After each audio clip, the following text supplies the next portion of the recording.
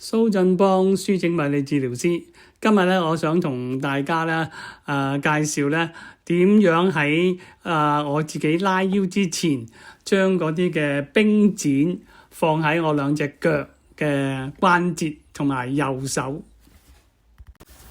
喺呢個嘅拉腰嘅床上邊咧，你可以見到咧喺右手邊咧有3條嘅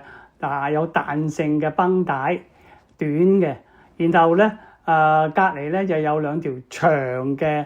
彈性嘅繃帶咧，我係用嚟咧包嗰個嘅膝頭哥嘅，因為大。你可以睇到啦，有3條嘅細毛巾，1、2、3喺個枕頭上邊。咁咧我係愛嚟咧擺喺我嗰個膊頭前邊同埋後邊嘅。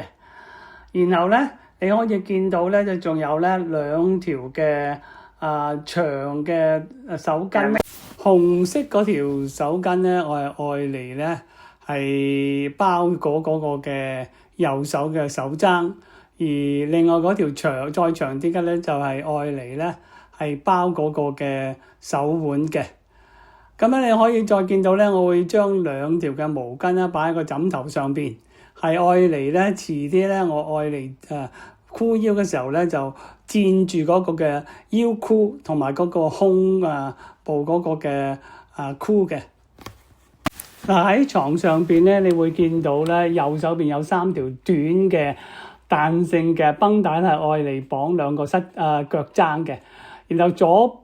邊咧就有2條長嘅彈性嘅繃帶落嚟包嗰個嘅膝頭哥嘅，因為佢要用2個冰剪，所以就要長啲啦，同埋包得好啲。再隔離咧有3個嘅冰剪咧係